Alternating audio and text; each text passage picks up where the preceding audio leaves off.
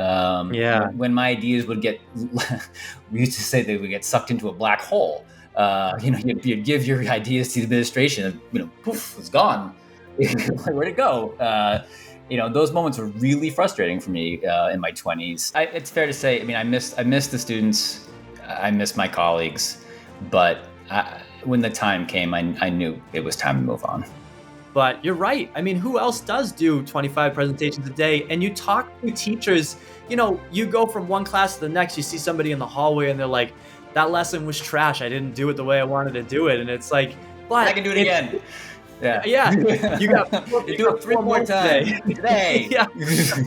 However, if teachers had a way to create a bit more balance in their life, if they had this autonomous piece that we're talking about, then maybe that can fulfill sort of the inner emotional piece that they need.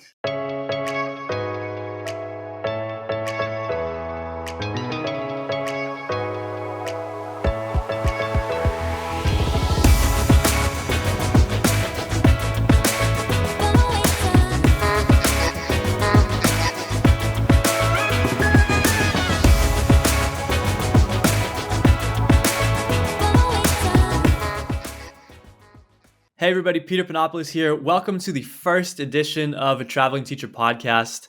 Thank you so much for joining. This podcast here is all about teachers who have left the classroom, but not education as a whole. And we have a really awesome guest today.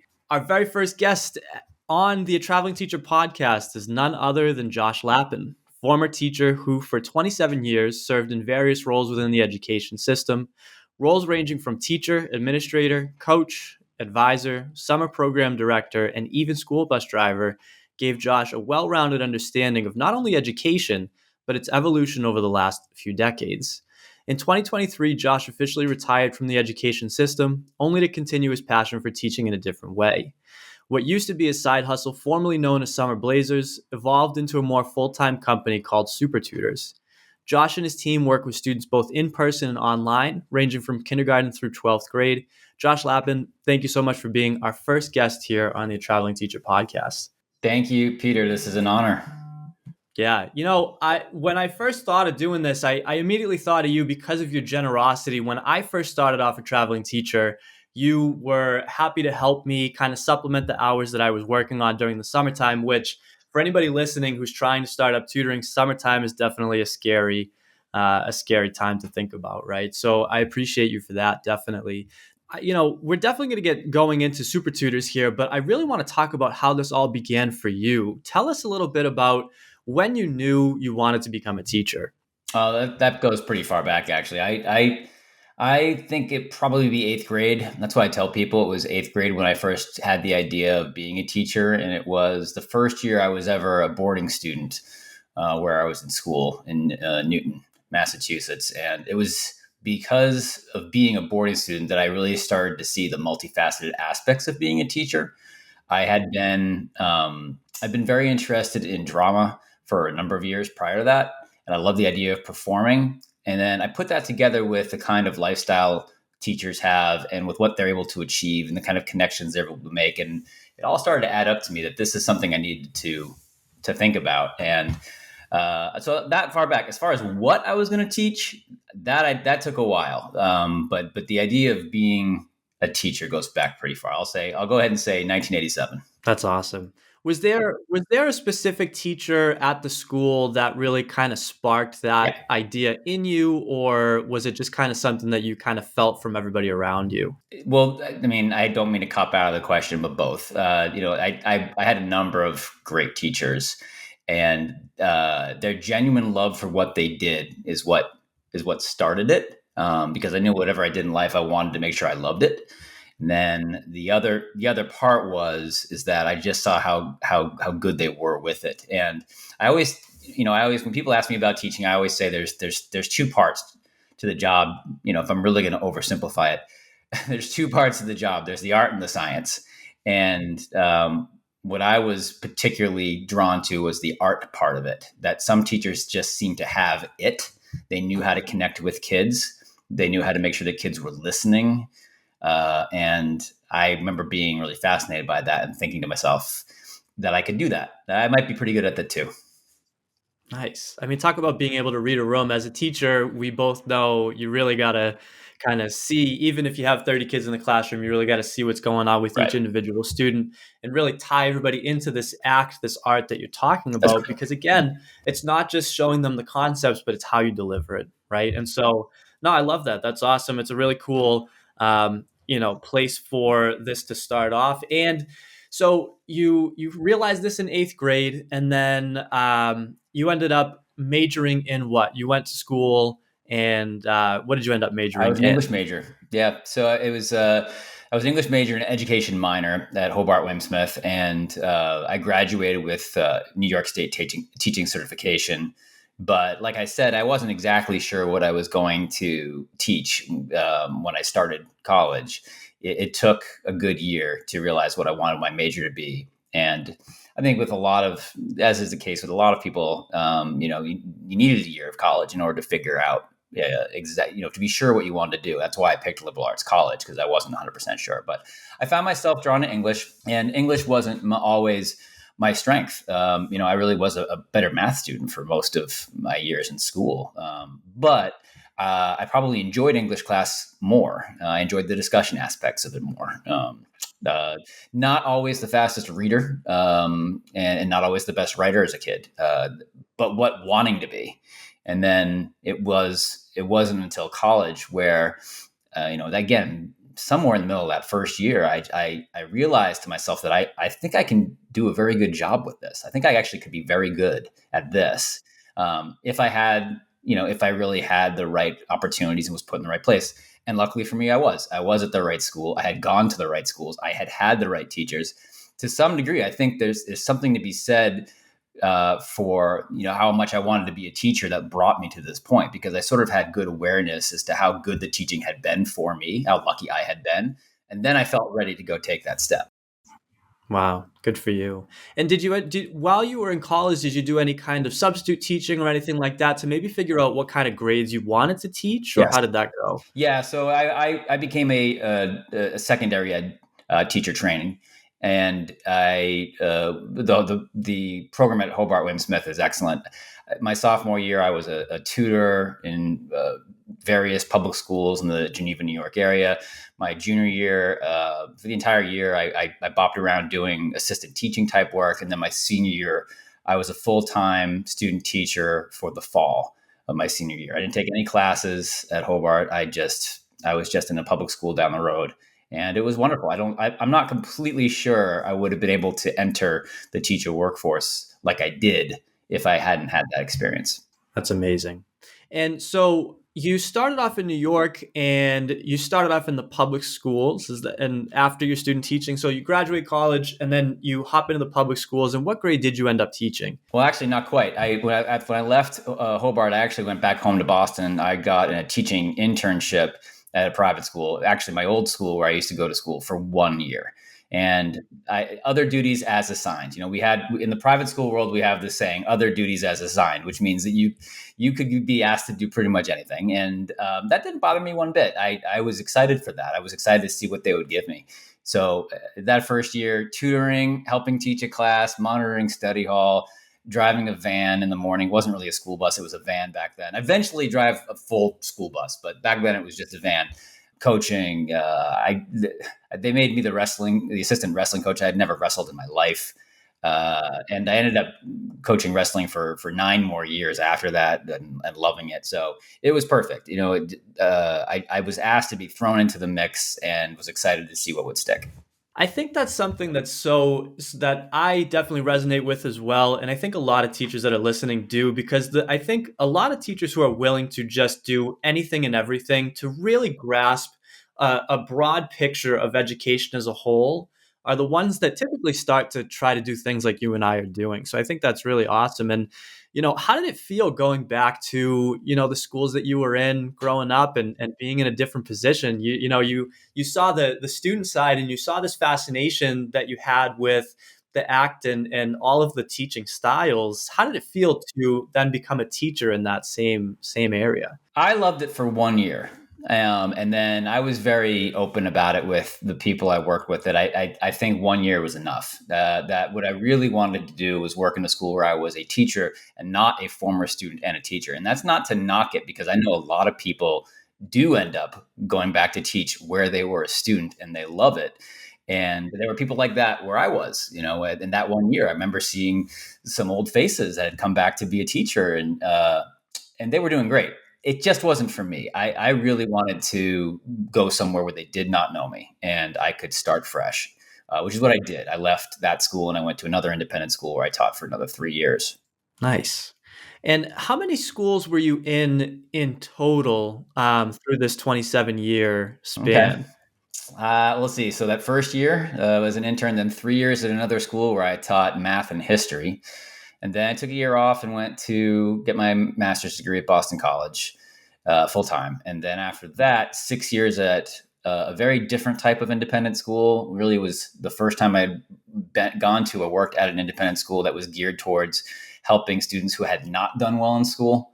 I did that for 6 years, where I started out as an English teacher and a math teacher. And then that eventually turned into me being the dean of academics. And then left there and then worked at my last school for 16 years, where that's the list. I mean, that's where I can't tell you how many different things I did working there for 16 years. It was a lot. But I was also a parent at the same time. My two children started in pre-kindergarten and went all the way through 12th grade at that school. That's amazing. You mentioned that with all these different schools that you went to, you took a year off and you did full time for your master's. What made you decide to do that? Were there options to do kind of the night school stuff for the master's, or did you just feel as though you wanted to fully step away, do the master's, and then come back? Yeah, I wanted to step away. I wanted to give the master's my full attention, because I was very excited. I got a master's degree in education administration, and I hadn't had any experience in education administration yet. I knew that after 4 years out of college, I was interested in leadership roles.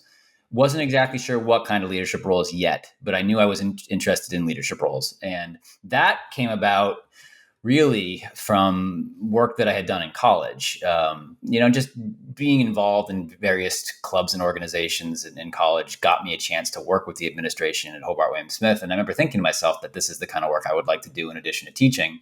So I always had that in the back of my head.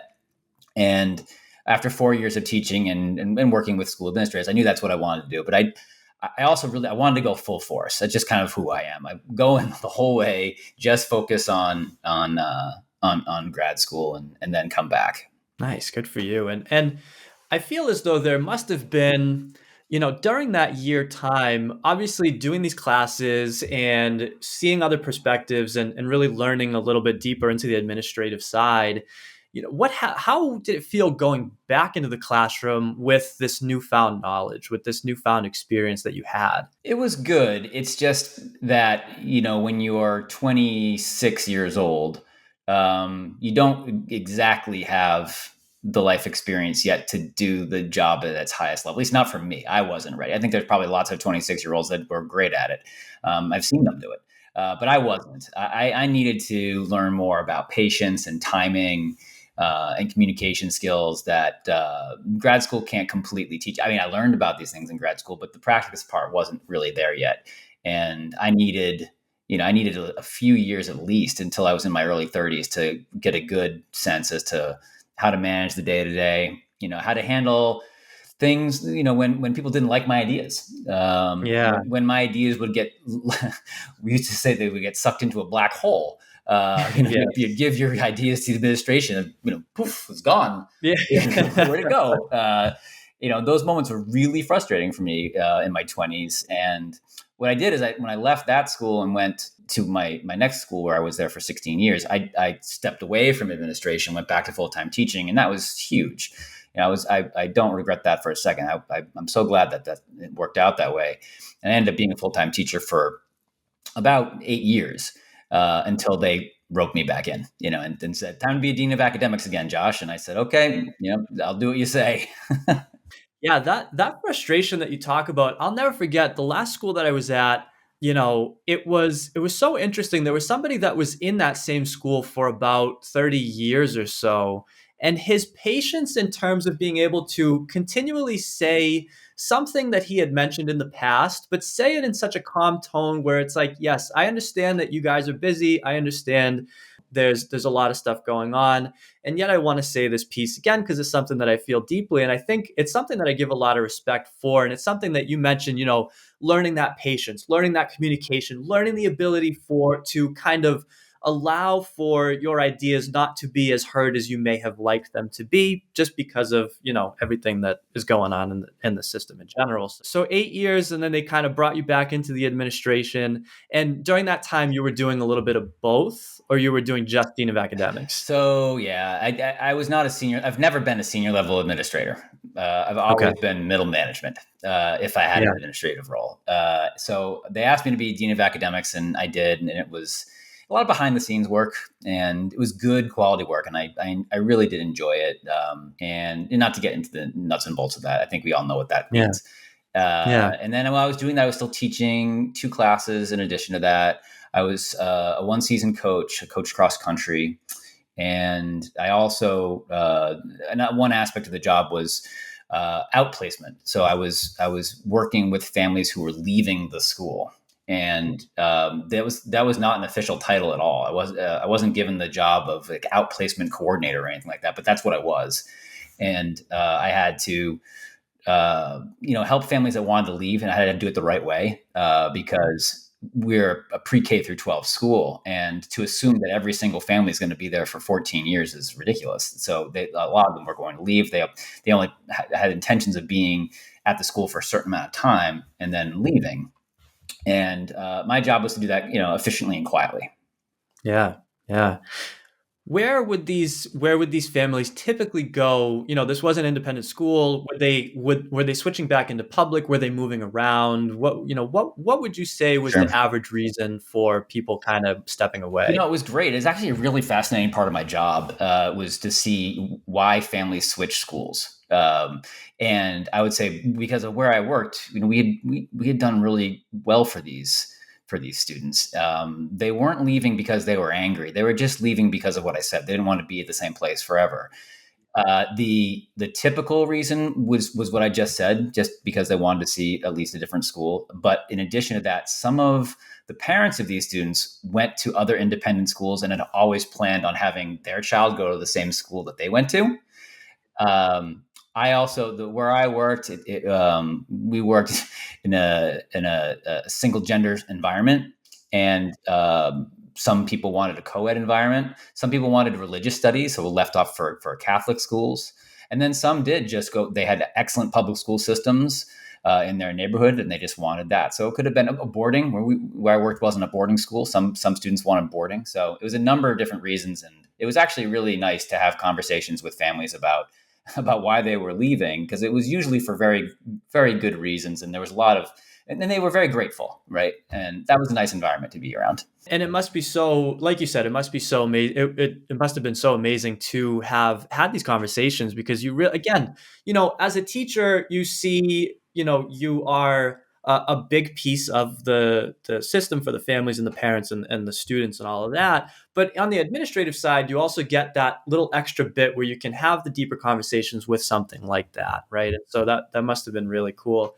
Nice. And I want to kind of I want to go back to your teaching days a little bit more, because something that I mentioned in another podcast that I was a guest on, it was just so much fun chatting about the classroom, the students, your what you had mentioned in the beginning of this, which was the act, right? It's not simply kind of giving them the concepts. It's how you deliver it. It's the theater behind it. It's how you can captivate these kids within a society where we have 60-second clips and all of that stuff, for them to be able to kind of keep focus and maintain that level of respect for you, and you maintain that level of respect for them. So tell me a little bit about your general classroom kind of management and things you enjoy doing with your students that really set you apart within their eyes. Sure. So I think if you asked anybody who I worked with to answer that question for me, I'm about 99.9% sure that the first two words they would say would be flipped classroom. So I got in on the flipped classroom. I would say my first year doing it was probably 2012. And I never really looked back. I realized that the flipped classroom really had a lot of opportunity for it to really maximize the amount of time that we could get things done while not robbing me of the chance to still have, like we just talked about, the art part of the teaching experience. So the science piece changed for me a bit. I realized, and it came from teaching math, that I was. This is a long answer, by the way. So just cut No, me off. please, no, this is Cut me great. No, off. no, no, this is Because I perfect. tell people this when I do my flip classroom talk, they know it's going to go for a little bit. So I got tired of math homework being done poorly. That's where it came from. And I had heard about the flipped classroom, so I had looked into it. Maybe this could help solve the problem. Too often, students would be given math homework and they would rush through it. I would give them problems to do from the book. They would do the best they could, maybe write some things down on paper. I would check it.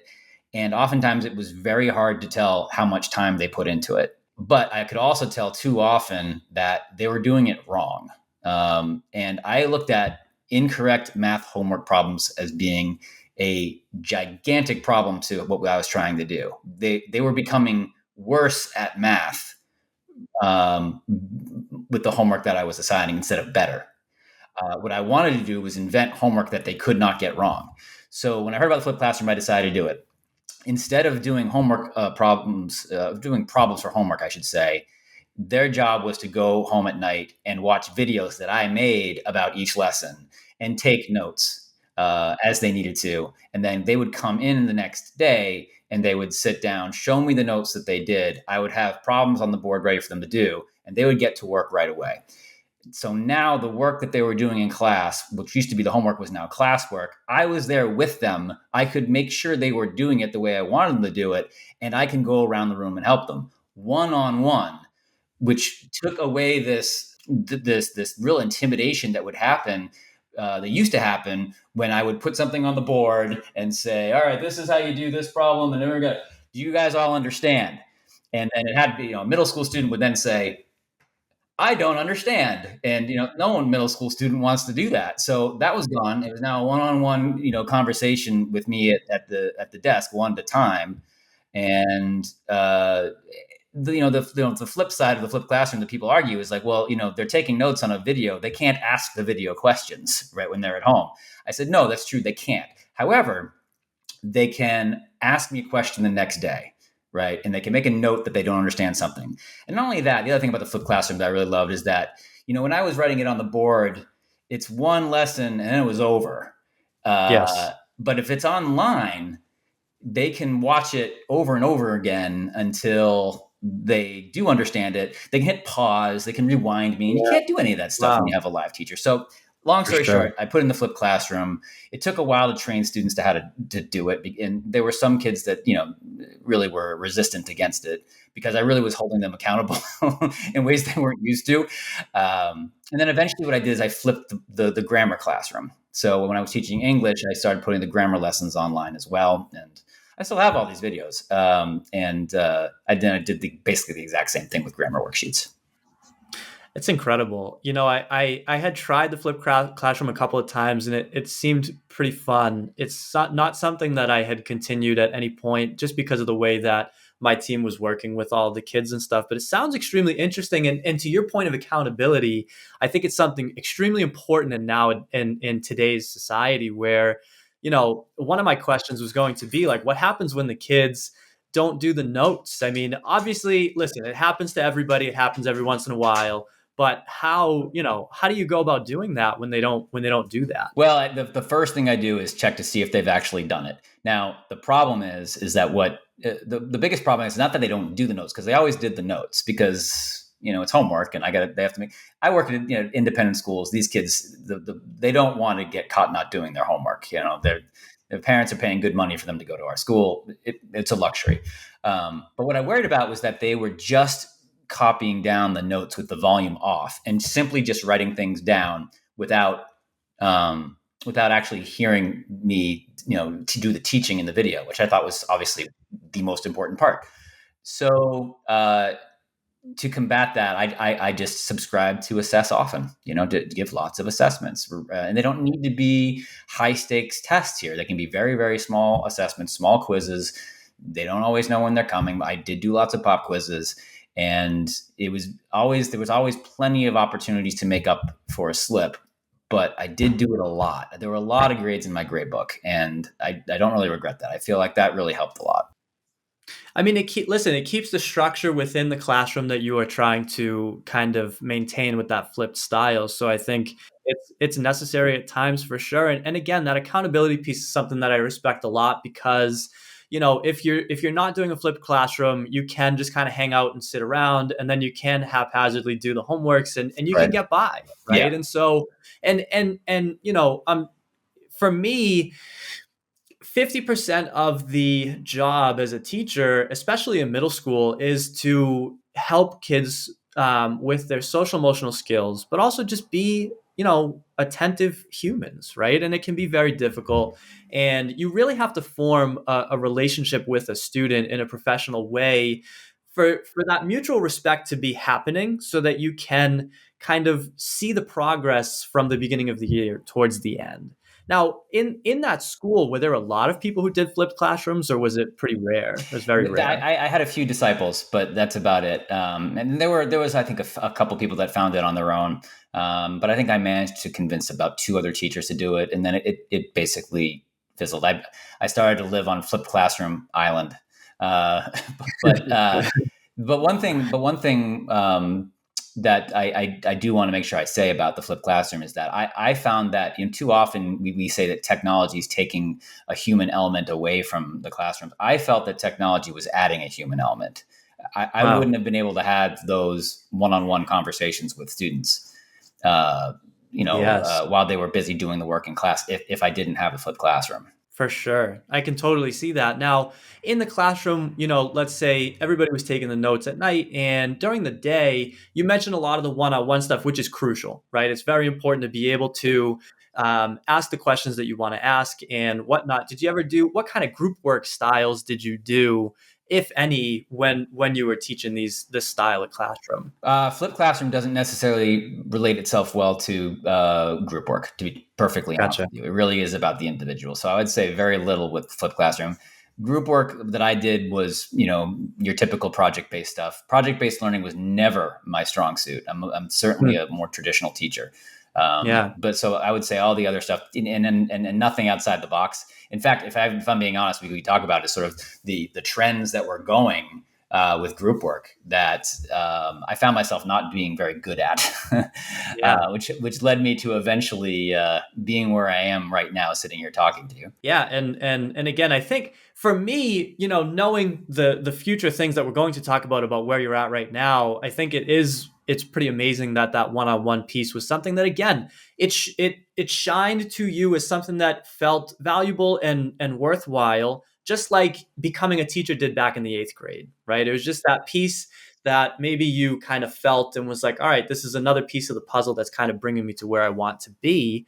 And so, one last thing about this flipped classroom, because I'm not very familiar with the independent schools, how did administration, was it kind of free to do it as you pleased? Was it a lot of meetings in terms of this is what I want to do? Can I do it this way? How did it go, in the schools that you worked in? Sure. Well, I only did it at one school, my former school, my most recent school, and it was relatively interesting. I remember going to my supervisor and saying that I wanted to do this and that it's being used in various schools across the country. I didn't invent and it's getting popular, um, and they originally had some concerns because they were worried that it might be a bit too different than what our kids were used to. But what I did to convince them to let me do it is say that what they're going to be watching is basically the same thing that I would be doing if I was in the classroom. And my first set of flipped classroom videos literally it was a video of me in front of a board.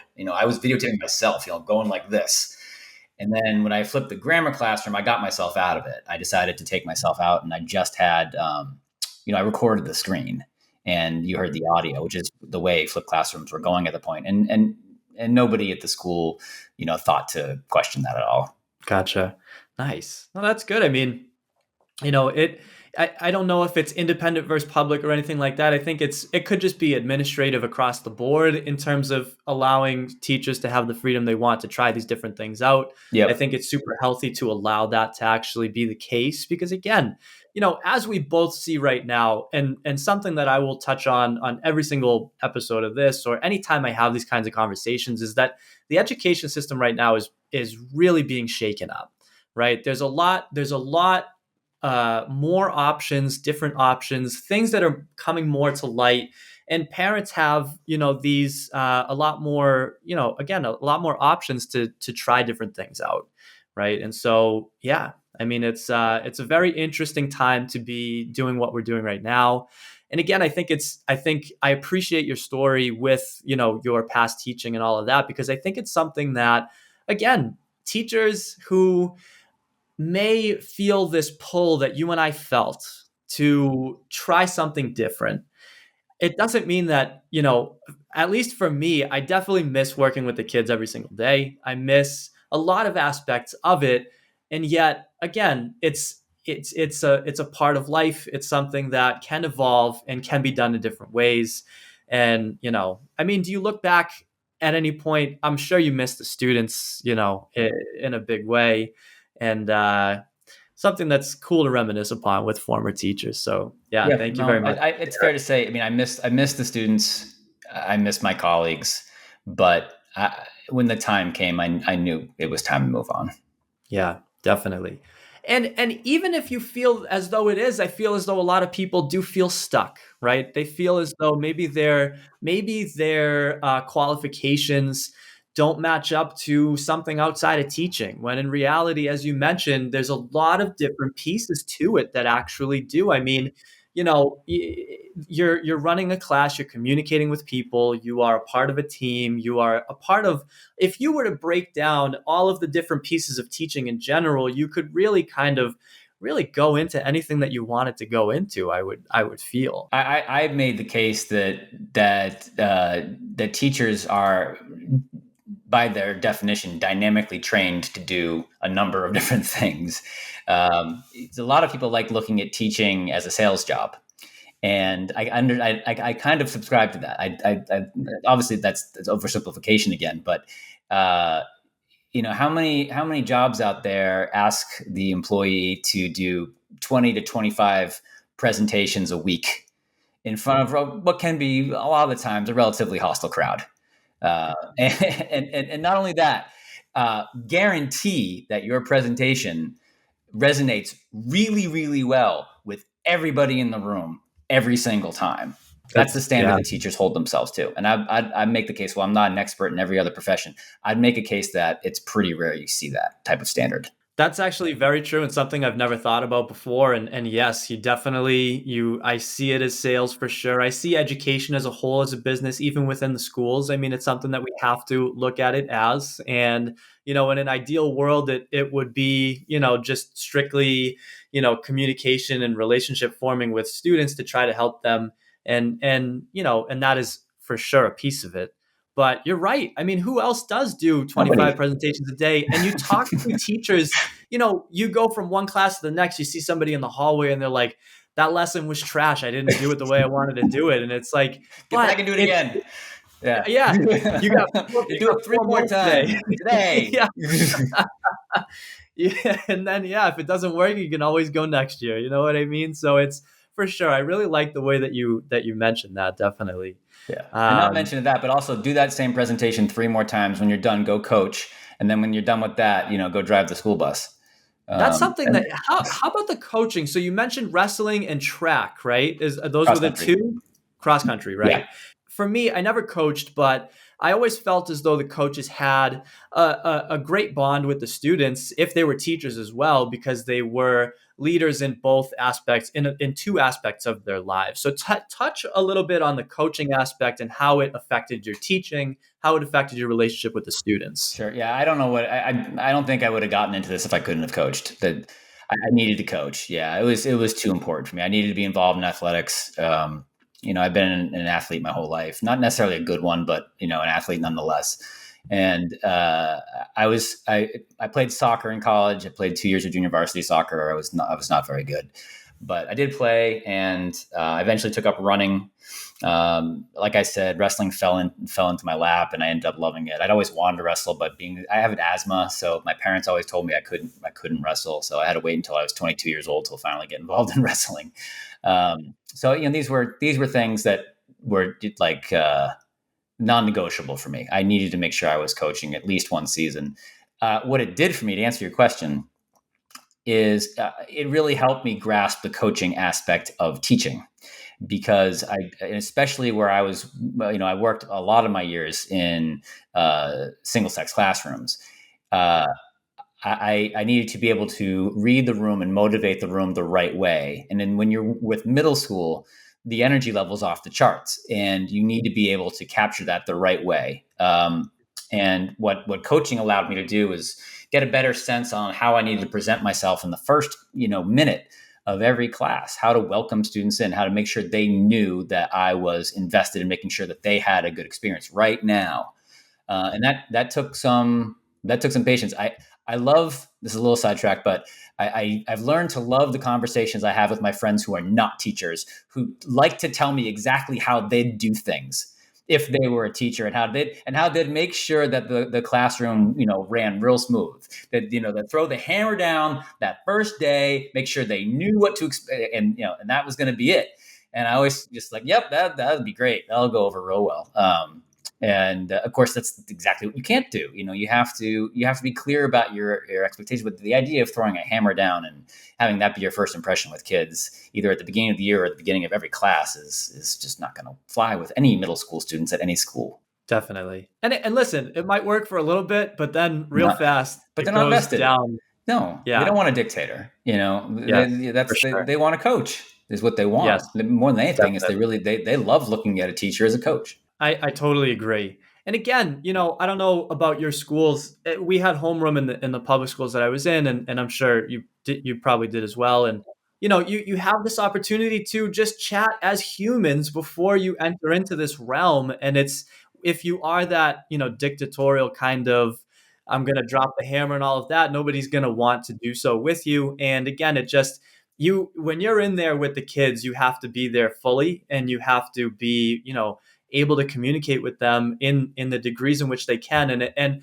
I really enjoy reminiscing on the middle school, because it for me, anything less than middle school was it too much kids still, right? Middle school's right when they're kind of on the teetering, they're able to have these real conversations with you, and they're really kind of getting into this a lot more. And so it's such a fun age. You said the energy's off the charts, and it definitely is. And a lot of people who don't teach middle school are like, what are you doing? How are you doing it? It's so fun. It's so much No, fun. I wouldn't want It's to teach any other age. It's Yeah. middle school has the most energy, and you can push them. You can Yes. you can hold them to such a high. You can bring them to high school is what it comes down to. That's what I always say. Is you can have these moments as you go where you get them just a little bit closer to the higher level thinking that happens in high school, and I love those moments. Likewise, I totally agree with that. How many years from when you first started teaching, and granted, switching from one school after the first year and going into the next definitely must have had a little bit of an impact on it, but how many years would you say you were in it before you really felt grounded in the profession, in terms of like, all right, I'm not going to be perfect. I'm never going to be perfect as a teacher. Like, I'm always going to be changing for the better. But how many years in were you like, all right, I've got this? 10. Wow. Yeah, Yeah. I'd It's say tough. somewhere in the neighborhood of 10, and probably if not 10, it's more than 10. Wow. Yeah. It's tough. It's tough. I mean, again, it's a lot of stuff. It's a lot of kids. It's a lot of materials. It's really kind of perfecting that craft that you talked about before. I can see how that's really a well-rounded number to say it. That being said, being that I'm running a tutoring company, I work with a lot of contractors that are tutors that are young. They've been in it for less than 10 years, and boy, they get kids. That's not the problem. They understand children really really well, and they make outstanding connections. So I think you can have a lot of that within your first few years. That's great. And I think right now, particularly when you're thinking about what's going on in the world of education, I think we have to kind of depend on that. And we have to depend For on young sure. people coming in with that kind of energy and that kind of ability. But until you really are, when you really feel like everything's clicking, I sometimes, not to use the Tom Brady reference, which is, everybody does that, but the quarterbacks like Tom Brady and Tom Brady would say that the game slows down, right? That when you Yes. first start as a rookie, everything's moving so fast and you can't really keep track. But by your third or fourth season, it's like the game, everything's moving in slow motion, right? And you totally saw Yes. that with Tom Brady's career, Yes. probably more than any other athlete ever. For sure. That he was able to do that. You not saying I'm the Tom Brady teaching. I'm just saying that it does start to slow down. And when you have these moments where the kids are out of control and all hyped up because they just got ice cream at lunch, you can walk into that classroom very calm and composed because you know exactly how it's going to go down. And you've got this inventory of tools ready to go that you're ready to use to get them to where you need to be. And that toolbox is something that is very difficult to attain because, again, people, like you said, for your masters, right? Like people can tell you anything they want to tell you, but until you actually experience it and apply that knowledge, it's tough. And that's, a lot of people say obviously the first year is the hardest, right? Things are going as fast as humanly possible, like you're mentioning.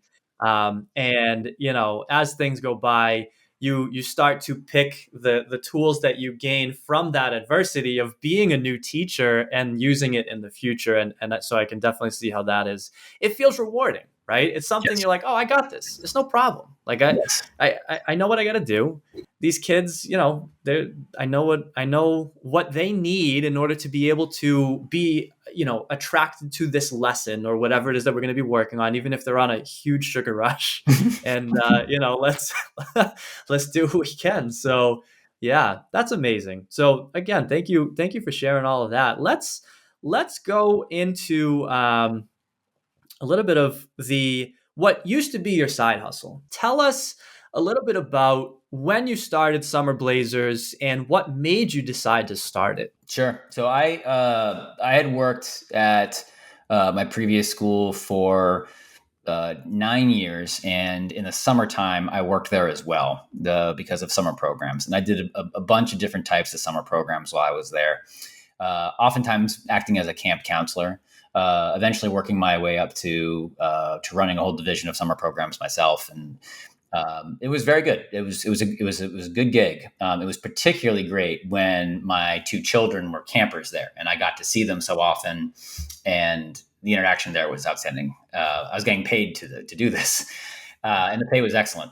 I did that for a while, but at the end of the 9 summers, I did get to a point where I realized that I didn't want to do it anymore, and that there was an element that I was searching for that had a lot to do with autonomy. I wanted to Wow. be able to, at some point during the 12 months of the year, I wanted to be able to call my own shots. And I made the hard decision to say goodbye to that pretty good summer salary and start my own business. And Nice. it came to me because, as I just started being dean of academics again, Yeah. and what I started seeing more of was something I had seen enough in the past also, was what there were always a lot of families that would end the school year and tell teachers and tell me that that what they really want to do is get something for their kids in the summertime to help them stay on track or get back on track or get ahead. But they didn't know how to do it. They didn't know Yes. who to reach out to get this done. But Right. they knew they needed someone who was really good, but they didn't know where to find somebody like that. And they Mm. hesitated to go to teachers, especially the teachers at their own school, because Yeah. they didn't even know if they were allowed to. And then if Yes. they were to ask a teacher to do some type of summertime support, where do you even begin to find a price tag on that? And never mind the coordinating of calendars, and asking where this is going to take place. Is it going to be at the home? Is it going to be at the kitchen table? How are you going to get paid? Are you going to be slipping cash in an envelope right after you finish working with? There were so many different impediments here to get in the way of making this work. And I thought, well, what if I did something to try to fix that? What if I not just tutored in the summertime, but what if I created a company? And I'm at my third independent school at this point, and I know a good amount of people at different places, and they know people. What if I just started with, if I started a company, a sole proprietorship, and got, aim to get 10, 11, 12 people on board at various subjects and say, it's a tutoring business, right? It's a summertime tutoring business. Summer Blazers, I thought, was a great name because it had double meaning. We're blazing trails in the summertime, and also, I was in the independent school world, and there is such a thing as a summer blazer. It's usually seersucker, and it's very preppy, and it's nice imagery for what I was doing. So I like, this is a good name, and that's what I did. I did that. I decided, the summer of 2017 was my first year, and I lost thousands of dollars. Yes. But I was expecting that. I didn't know what I was doing. I was a complete hack. I had no Mm. training on how to run a small business. Everything was being done on Excel sheets and Word documents, and kind of still is, if I'm being honest with you. Yeah. that's on the to-do list. And then I just decided to see how it would all unfold. I ended up loving it. I really, really enjoyed it that summer, even more than I thought I was going to. And that Nice. kind of caught me by surprise. And I remember back in 2017, the big thing was at the end of the summer. I thought to myself, I said, well, what if, you know, what if this becomes not a side hustle, but this becomes, what I do? And I immediately struck that down. I said, no, I love teaching. I never want it to get to that point. I always want to have it be that I'm a teacher. I'm going to teach until I retire. And this is always going to be on the side. And I don't want it to happen that this becomes my job.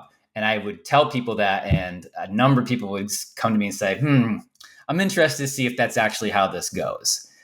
So fast forward 6 years later, that's exactly what happened.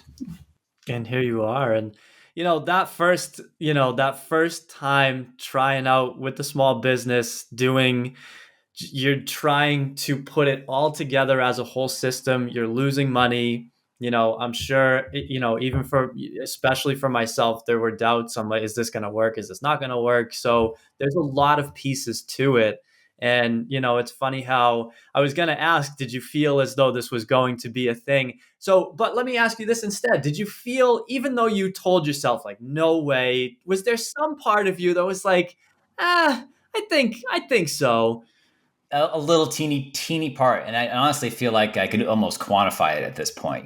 There may have been like a 5% part of me or something like that, that thought, okay, yeah, that could possibly happen. But I would squelch it. I just said, no, don't think that way, right? Like, you're in it to be a teacher. I was only, in my first or second year of being a dean of academics again, and I was just starting up with that, and I didn't really feel the need to start thinking about anything else. Right. Yeah. Talk to us about, you mentioned you had been in a few different schools, which I think is a serious value. And for anybody that's listening that's been in one school, or is just starting out in one school, me personally, I would say if you can hit a few schools within your career, definitely do so. I don't know if you would agree with that. I do. No, I do. Yeah. But I don't think there's a wrong way to do it. I just know it was the best for me. So I can only Gotcha. speak to that. But every school where I worked, there were lifers, and I Yeah. admired them tremendously. They were so dedicated to their school, and when they retired, they had these ceremonies, and the amount of respect that came back from generations. These were people that taught, would teach students, and then teach those students' kids. Yes. Double generations, and I remember thinking to myself, that's really special. But it wasn't for me. It wasn't for me. Yeah. Yeah. No, I hear you. And likewise, I have a lot of respect for them because you really are a pillar in the community when you're in a school for that long. When parents know you, when kids know you, when the town knows you. So definitely. Now, nice, man. So Summer Blazers 2017, and as it's growing over because if I remember correctly, it was last year when you turned it into Super Tutors, right? Yeah, actually, Super Tutors is the name is only at this point 3 months old. Okay. Wow. So very, very new. Um, and so, okay, let's talk about the 5 years or so that it was Summer Blazers. How, just as we talked about teaching, right? You go in, things are going super fast, which I really like that kind of analogy or whatever that may be, by the way, because it's something that is very true. Things go very fast, and then they evolve, and things start to slow down in your head. What were some of the things that just became very routine for you that you enjoyed and kind of on the business side of things, I would say. On the business side, so not the human piece, but more like the numbers piece and managing the creative aspect of it. Gotcha. Yeah, Nice. I would say, I enjoyed building a web page. I enjoyed writing a mission statement. I enjoyed just sort of being my own person as I sat at the desk and had my own time, which I could, decide upon whenever I wanted. It's so different than the day of teaching, and just that by itself was so therapeutic that I could, in the summertime, just manage my own work week and do it when I want to. I could bring my laptop and do work wherever I wanted. That by itself was really, really welcoming. From the more personal aspect of it, obviously,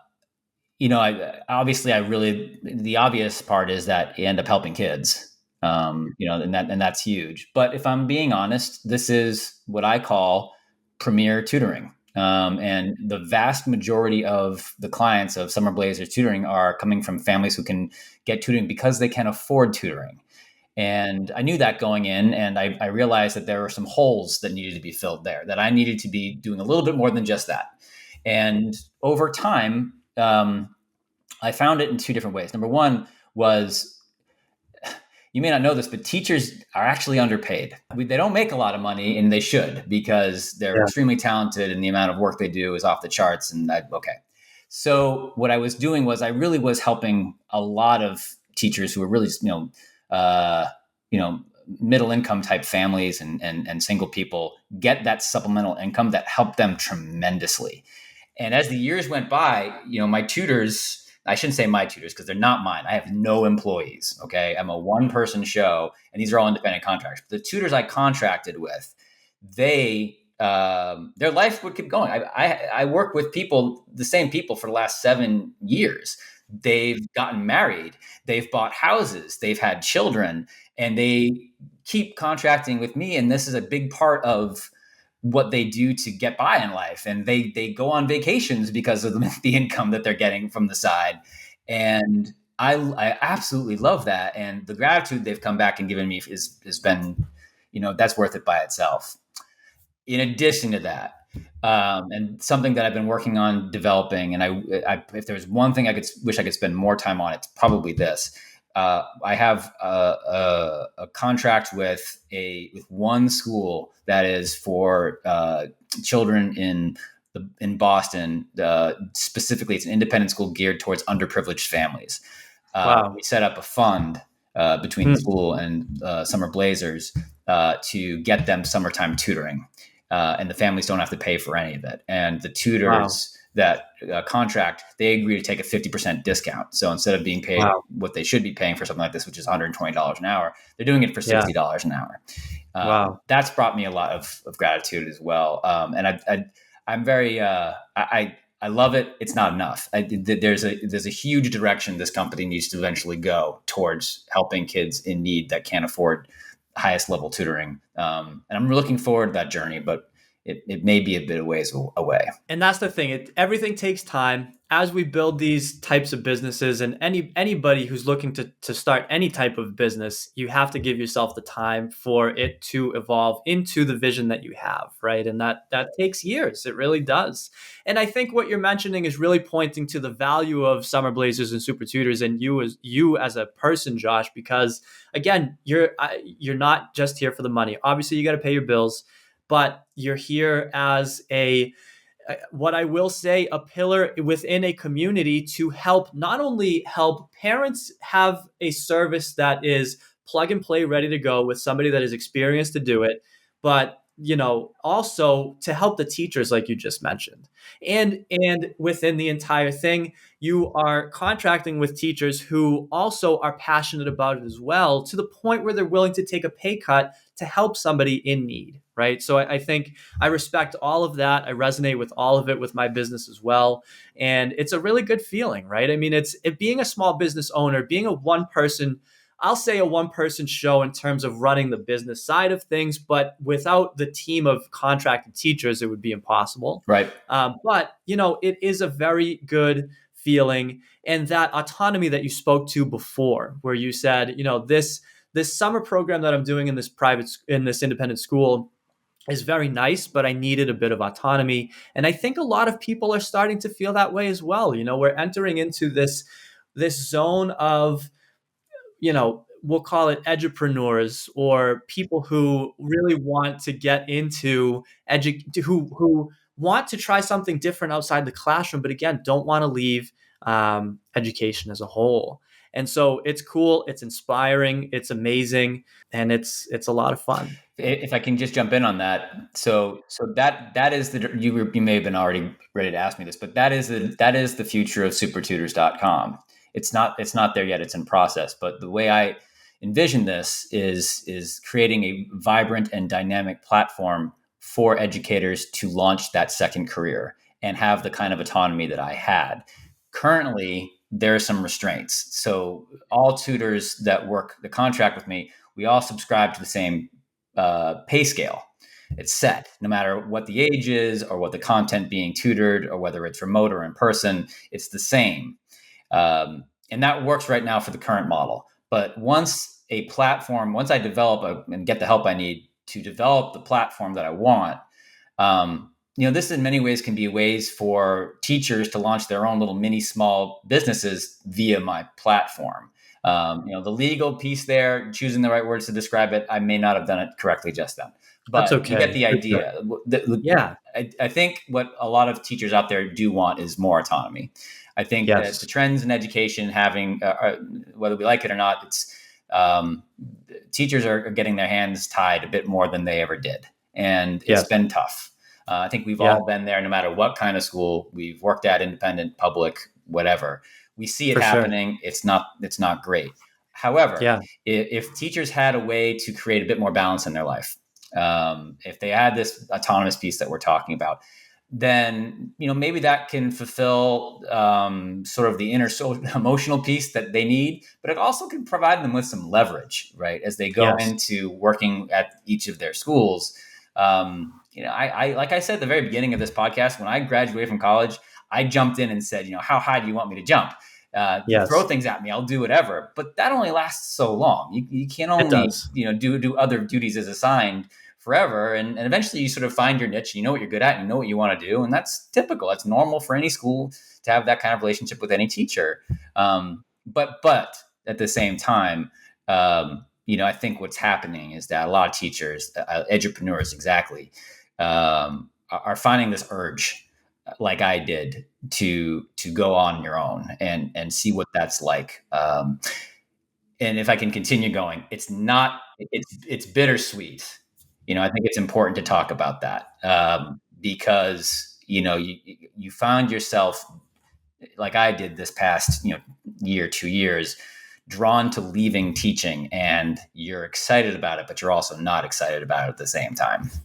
Yeah, for sure. I totally agree. And it's a difficult listen, transitions in life are very difficult. And this is one of the key things that I really want to put on this traveling teacher podcast in general, is that the transition exists. If you feel as though you are someone like Josh or myself who felt this calling to not leave education, but do things a little differently, have your own autonomy, and do things in a freer way that may evolve into, even though you may not want it to, may evolve into something that eventually has you leaving entirely, which again, I respect and I enjoy it myself. It sounds like you enjoy it yourself. I do. And I love it. yeah, and Yeah, and and for anybody out there listening, this is possible for you. And to your point, Josh, of what your vision for Super Tutors is to allow people to have that autonomy and build their own selves up in different ways through Super Tutors, through your platform. It's a really awesome vision to have, because I think it's a really important thing to have in this time in society and education, to allow teachers to know, hey, there's light at the end of the tunnel. Don't feel trapped. Feel as though it's something that if you want to do it, you can try it out. And for me, it was something that, even though I always had a plan to not go back when I first started this, I said, you know what, it's a backup that I have, that I can go back if I need to, right? yeah. And Oh so, yeah, I could jump back into the classroom tomorrow. I don't think I would have any problem with that. It's just that that's not what I want to be doing right now. For sure. And again, these transitions are tough. They're hard. In the beginning, you lose money. You have to be willing to work for free or for negative. You have to be able to see your bank account going down and asking yourself, is this something that's actually going to work or not? And for me, I feel as though, for the most part, the majority of the time, as long as you put the proper time in and work towards the things that you need to um, learn yourself and actually execute upon them, that anything is possible. And clearly you've shown that yourself, Josh. So it's a really cool thing. Is there anything that I didn't necessarily touch upon that you would like to talk about when it comes to Summer Blazers and Super Tutors and anything like that? I think we covered it all. I think the one thing I will say is that I really do feel like I should say the sky's the limit here.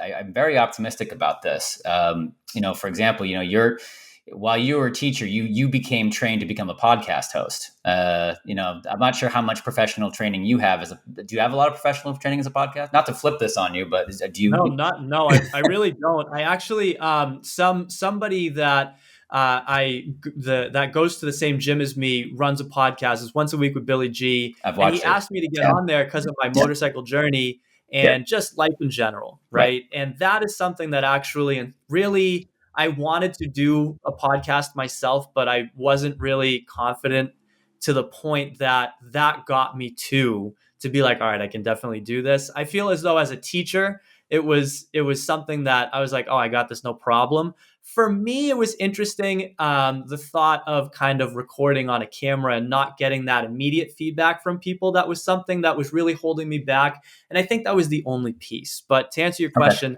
I don't have formal podcast training, for sure. Well, you're obviously very good at it. You're self-trained, is what it comes down to, and I believe firmly that teachers are self-trained to do a lot. And for example, the thing that I keep coming back to and thinking a lot about is that I think teachers can probably act as educational consultants pretty easily. Not necessarily at the level of highly experienced educational consultants that are out there. And I know those people. I've met with them. They've helped me. They deserve what they're getting. They are that good. But I do believe that that teachers can kind of get their own start and sort of self-train themselves. So things like college counseling, and perhaps discount college counseling for kids that can't really afford one of those high-end consultants, that could exist on supertutors.com. Definitely. With the right type of transparency, right? Yeah. These are teachers that are self-trained, that know they've worked with kids applying to colleges for many years. They've written a million recommendations. They've worked with Right. college counselors. They understand the landscape. And they could do that kind of work. The same has happened with standardized test prep. The vast majority of people that do standardized test prep tutoring on supertutors.com are self-trained because Hmm. they are experienced teachers who know what an assessment is, and it comes in a big book that you Yes, can decipher pretty easily if you're a teacher and for present the sure. right way to a student. So yeah, if I was to add anything, it's I really do believe there's more. The best is yet to come. I agree. The last thing I want to touch on is, with this new autonomy, with this new freedom that you have as a small business owner, there are a lot of constraints and things that you have to constantly do and juggle and all of that stuff. But in your life in general, how has that changed? What different things have you been able to do lately that you weren't able to do before? Touch on any of that stuff. Well, I mean, truth be told, I am one of those pandemic teachers that got hit pretty hard. So I had a very, very bad 2020 and lost a lot of things that were important to me. Um, and yeah, it was tough. But what's amazing about this is that almost at the very first day of 2021, all those various constituents in my life started becoming really, really positive. All of them, including my relationship with my former school, my relationship with my ex-wife. We've become everything seems to be working better, and it's like the pandemic really helped me remember how to get my priorities always where they are, and this level of gratitude that I have for when things go well. has really helped me get where I needed to be. It gave me the confidence I needed to go this step. Um, so, I mean, the short answer is I find myself surrounded by people who are ready to help and people who care, and I get a Yeah. lot of energy out of that. And Nice. it's you do need it, right? You do. I can't say that just anyone can go ahead and do this. You really have to make sure you're surrounded by the right people. I find myself in a spot right now where, as the owner of supertutors.com, engaged to be married this September. Um, Nice. and I also find myself living in an area of the country which I've never lived before, and I'm doing that until July 1st. Living with my fiance, who's been remarkably supportive in this whole process, and I even have more time to visit my two kids who are in college and be know more about their journey. So I don't mean to overdo it, but like the life change is tremendous. I'm sleeping more, I'm exercising more, I'm able to focus on a better diet. It's one after the other. I love it. I think it's perfect. I think it's something that again is one of the big messages of this podcast is, hey, listen, if you're a teacher and you feel as though there are not any other options that you can do with your degree or with your experiences or anything like that, or if you feel as though, well, I love the classroom and I don't want to leave education, understand that there are other ways. If you feel as though this is something that is being called to you, like it was for Josh, like it was for myself, like it was for many, many, many people who didn't even think it was possible in the beginning, and yet it was. Go for it. Yeah. See what it is. Have conversations. Talk about it. I think one of the most important pieces for teachers on that Once a Week with Billy G, I actually brought a former teacher on and kind of co-hosted that one for that one episode, which really felt great and actually really pushed me to do this. But, what she had mentioned was really that tightness that you have in the classroom because you're on 24/7, having 30 kids in front of you for five classes a day, and kind of really returning to the self and giving yourself what you need, and this autonomy of a small business or whatever it is that you're looking to do, even if it's working for another big company inside of education.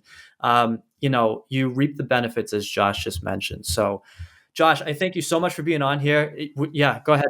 No, I was going to say thank you. I really, I'm honored to be your first guest. Maybe we'll look back at this. People will be scrolling through and be like, "Who was the first person on?" Oh, it's that Josh Lappin guy who runs that incredibly successful tutoring business. Wow, he was the first guest. That's incredible. Definitely. And honestly, in the future, I definitely look forward to having you on again as Super Sure. Tutors grows so that people can see, this how everything is evolving and again, how your life is improving for your own self with your own freedoms and with your own ability to do all these things. Josh, where can people find you? Yeah, so the supertutors.com is in fact www.supertutors.com. So you can go right to that website and find all the information that are on there. I do have a Facebook page too, so you can head over there. But easiest way is just go right to the website and fill out. If you're interested in tutoring, I really don't say no to people. The one common thread that we all have is that all supertutors.com tutors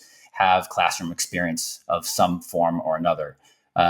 So go ahead and check that out. And, if this is a family looking to get tutoring, there's a form for that too. And, we'll sit down and start the process together.